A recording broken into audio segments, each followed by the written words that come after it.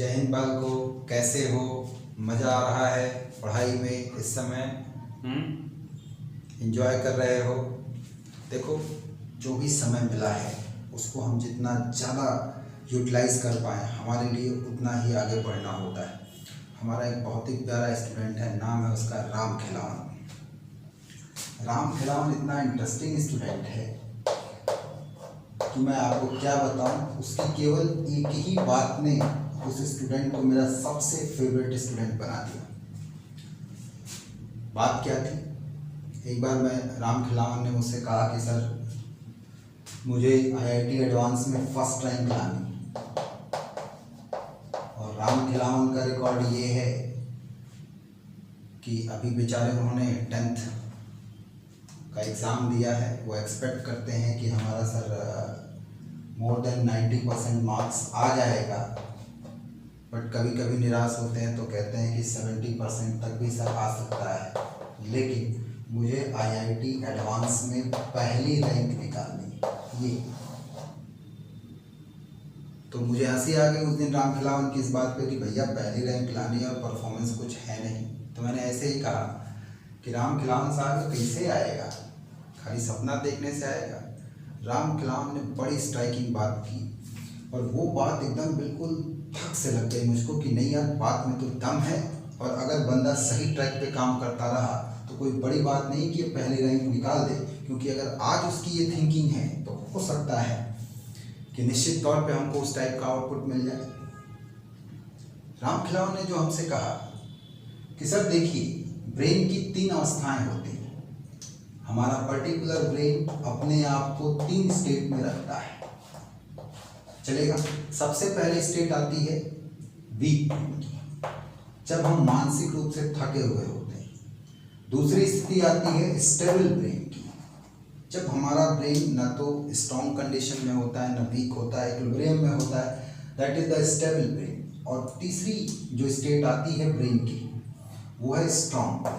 हम मानसिक रूप से अपने आप को स्ट्रॉन्ग फील करते हैं। अब अटैक होगा प्रॉब्लम्स का, अगर हम वीक ब्रेन के साथ में उस समय प्रेजेंट हैं तो ये जो प्रॉब्लम है वो इतनी बड़ी आपको दिखाई पड़ेगी कि आप इसको चाह करके भी सॉल्व नहीं कर पाएंगे और आपको लगेगा कि यार कहाँ फंस गए, सिस्टम बेकार टाइप का है।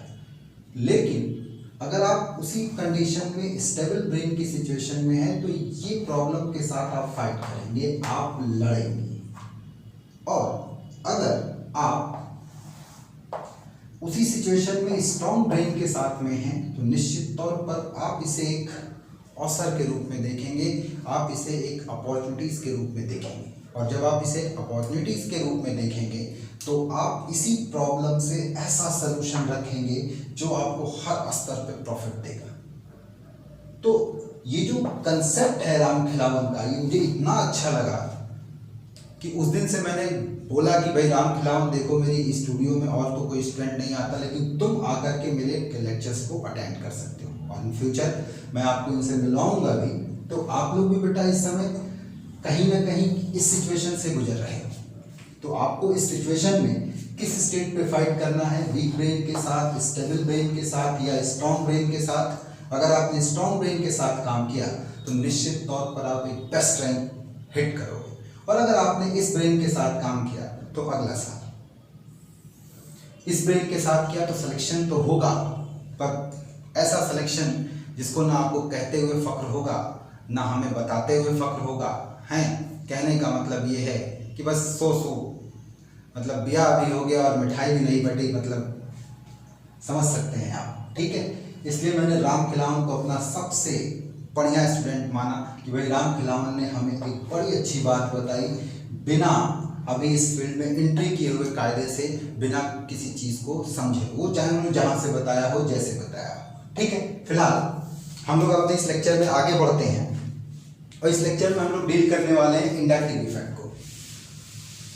Inductive effect I effect permanent effect होता है, इसको पोलराइजेशन इफेक्ट भी कहते हैं और ये मॉलिक्यूल में हमेशा मौजूद होता है, चाहे वो रिएक्टिंग हो या नॉन रिएक्टिंग। खास तौर पे अगर आप देखें तो दिया गया हाइड्रोकार्बन चेन या रिंग कुछ भी हो, उससे कोई ऐसा एटम या ग्रुप जुड़े जो कि शेयर्ड सिग्मा इलेक्ट्रॉन को पोलराइज करता हो।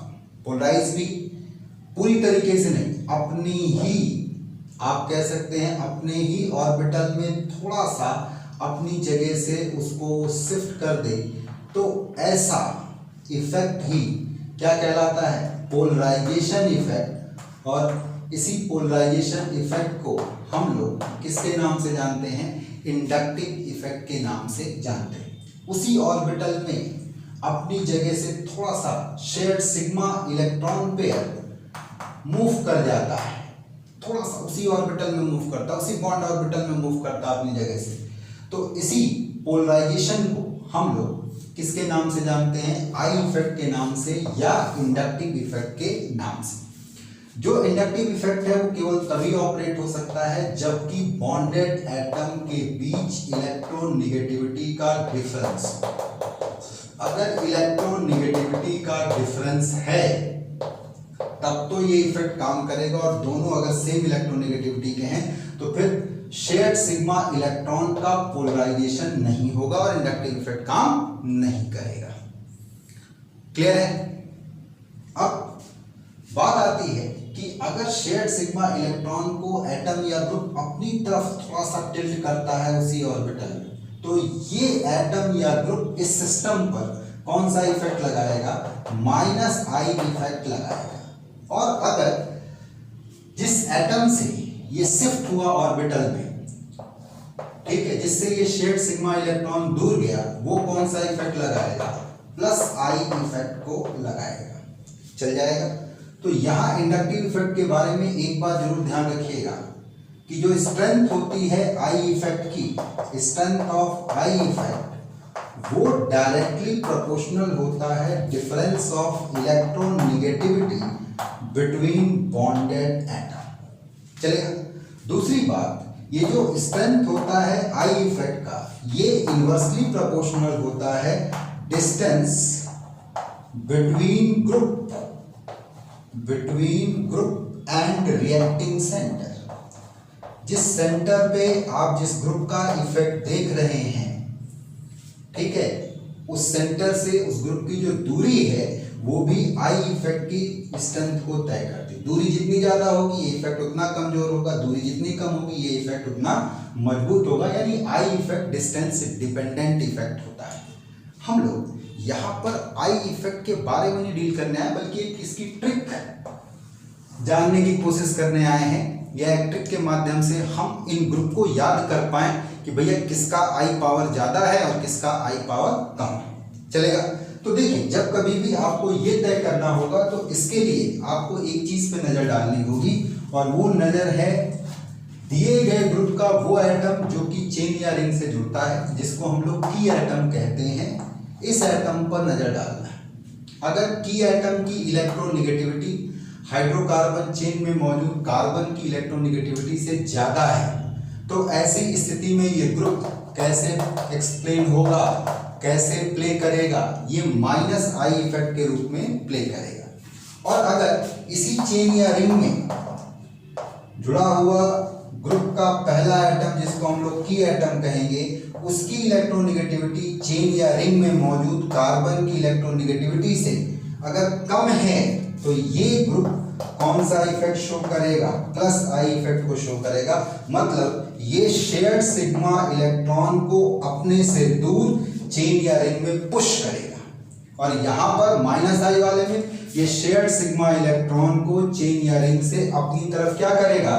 पुल करेगा। Pull shared sigma electron, shared sigma electron. और यहां पर ये पुश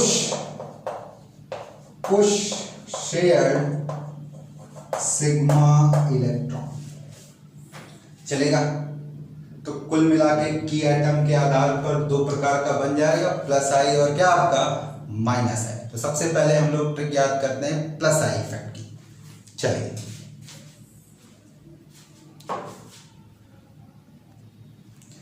तो ध्यान दीजिए, हमने जो प्लस आई इफेक्ट का ऑर्डर लिखा है मैथिली नहीं और कौन 321 है। ये क्या बात हो गई भाई? मैथिली नहीं और कौन 321 में मैथिली से हमारा मतलब मिथाइली कार्बेनाइन से है। ये नहीं से हमारा मतलब इमीन कार्बन आयन से, O से हमारा मतलब O माइनस स्यूडो आयन से, और कौन से हमारा मतलब कार्बोक्सिलेट एनायन से, ये कार्बोक्सिलेट एनायन से चलेगा।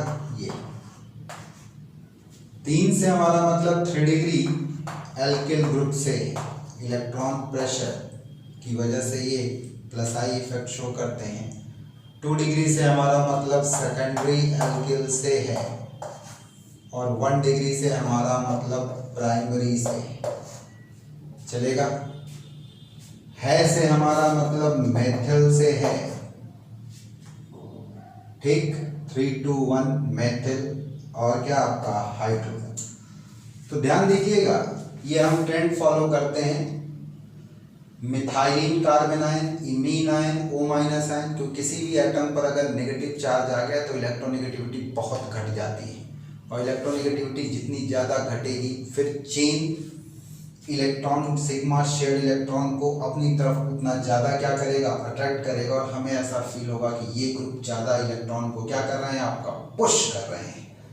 ठीक है, तो इनमें आप अगर ध्यान से देखो तो की एटम की इलेक्ट्रोनेगेटिविटी चेन या रिंग में मौजूद कार्बन एटम से क्या है, आपका कम है, और कहीं अगर बराबर दिख रही है तो वहाँ इलेक्ट्रॉन क्लाउड इतना ज़्यादा है कि वो इलेक्ट्रॉन को पुश कर रहा है। ठीक है, वो इलेक्ट्रॉन को पुश कर रहा है चेन की तरफ ड्यू टू स्टेरिक रिपल्सन। तो सबसे ज़्यादा टर्शरी, फिर सेकेंडरी, फिर क्या आपका प्राइमरी, देन मेथिल, फिर क्या आपका हाइड्रोजन। हाइड्रोजन के इफेक्ट को हम लोग नील मान करके चलते हैं, नील इफेक्ट मान के चलते हैं, बॉर्डरलाइन मान के चलते हैं। याद रहे, अगर आइसोटोप आप यूज कर रहे हैं तो हैवियर आइसोटोप का plus I effect lighter isotope से क्या होगा, आपका ज़्यादा होगा। ये ट्राइटियम का ड्यूटेरियम से ज़्यादा, और ड्यूटेरियम का हाइड्रोजन से ज़्यादा। इसी तरीके से मान लो मेथिल में अगर आप यूज़ करोगे तो ट्राइटियम मिथाइल का ड्यूटेरियम मिथाइल से ज़्यादा होगा, और ड्यूटेरियम मिथाइल का प्लेन मिथाइल से ज़्यादा होगा। तो ये हैवी आइसोटोप लेने की वजह से। तो प्लस आई इफेक्ट में कोई दिक्कत नहीं है, आपको बस केवल एक लाइन याद रखना, मैथिली नहीं और कौन 321 है, मैथिली नहीं और कौन 321 है, यानी methylene, imine, O minus, carboxylate, tertiary, secondary, primary, methyl और हाइड्रोजन। चल जाएगा, कर लेंगे, कोई दिक्कत। चलिए आगे बढ़ते हैं माइनस आई इफेक्ट पर।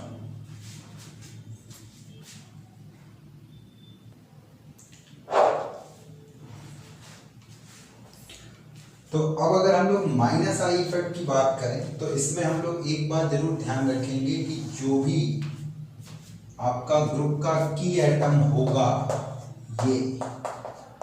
ये की एटम ज़्यादा इलेक्ट्रोनेगेटिव होना चाहिए हाइड्रोकार्बन चेन या रिंग के कार्बन एटम से। तो ये शेयर्ड सिग्मा इलेक्ट्रॉन को अपनी तरफ पुल करेगा, और अगर पुल करेगा तो यही कौन सा इफेक्ट लगाएगा, माइनस आई इफेक्ट को लगाएगा। तो इसके लिए हम लोगों ने अपने दिमाग में एक ट्रिक बना रखी है, और इस ट्रिक की सहायता से हम ये पता कर लेते हैं कि किसी सैचुरेटेड हाइड्रोकार्बन चेन या रिंग पर जो ये ग्रुप हैं, इसमें सबसे ज़्यादा माइनस आई इफेक्ट किसका है और सबसे कम माइनस आई इफेक्ट किसका है। तो इसको याद करने का तरीका था, ना फरहान, ना ऋतिक, ना हीरालाल, नटखट सलीम से कहो कौन करेगा ऐसे हेलो ऐश्वर्या से। फिर यहाँ तक ये एक स्टेटमेंट है। फिर कल बारात आई और दारू ऐस ने नहीं, फेनी और इमरान ने पी। ठीक है, बारात में शराब चलती है तो उसी शराब का एक उपनाम अपने लोकल में देखने को मिलता है, दारू। राम खिलावन ने बताया कि सर अल्कोहल को ही दारू कहते हैं, चलेगा। तो बस अगर ये लाइन याद है तो अपना काम बन जाता है। ना फरहान, ना ऋतिक, ना हीरालाल, नटखट सलीम से कहो कौन करेगा ऐसे हेलो ऐश्वर्या से। फिर कल बारात आई और दारू ऐस ने नहीं, फेनी और इमरान ने पी है।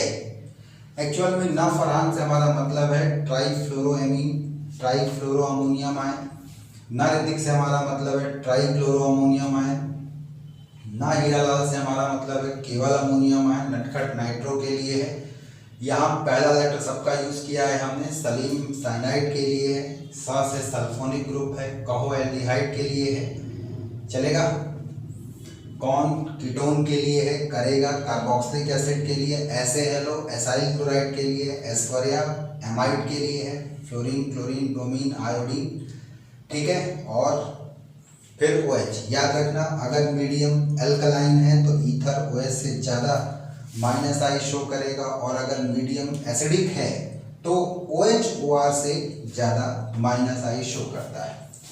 एस एस्क्लीन के लिए है, नहीं एमीन के लिए है, फेनी फिनाइल के लिए, इमरान विनाइल के लिए है आपका, और है से हाइड्रोजन जिसका कि कौन सा इफेक्ट आता है, नील इफेक्ट आता है, चलेगा।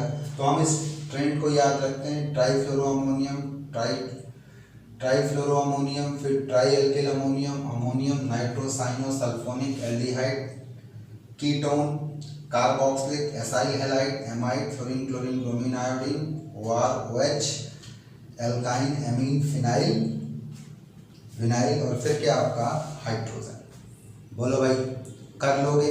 तो अगर ये ट्रैक याद है तो आप -I का ऑर्डर अपने दिमाग में रख सकते हो। बाकी तो मैं डिटेल वीडियोस अपलोड करूंगा GOC में, आप देख सकते हैं करीब करीब 100 वीडियो का हमारा GOC होगा, जनरल ऑर्गेनिक केमिस्ट्री। उसमें एक एक माइक्रो पॉइंट से लेकर के मैक्रो पॉइंट तक की बात की जाएगी, लेकिन यहाँ एक जनरल लेवल जो कि हमें अपकमिंग एग्जाम को फेस करना है, तो उसके लिए हमें जिन चीज़ों की ज़रूरत है हम बेसिकली उनको फोकस कर रहे हैं। जैसे इससे पहले +I का दिया, फिर -I का दिया, तो 2 लाइनों के माध्यम से आप +I और -I पूरा अपने दिमाग में याद रख सकते हैं, चल जाएगा।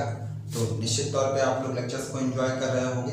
अगर आप हमारे चैनल पे नए हो तो सब्सक्राइब करो, और अगर पुराने हो तो कम से कम लाइक करो, शेयर करो, कमेंट करो, कोई सजेशन है कुछ तो बोलो, ताकि हमको ये लगे कि आप हमारे साथ लगे हुए हैं अपनी रैंक को लगातार इम्प्रूव करने में, अपनी रैंक को और अच्छा करने में, ताकि हम अपनी सोसाइटी में एक रिस्पेक्टेबल पोजीशंस को पा सकें, बता सकें कि नहीं भाई मैंने ये रैंक अचीव की है। चलेगा बाल को? जय हिंद, जय भारत। आज इतना ही रखते हैं।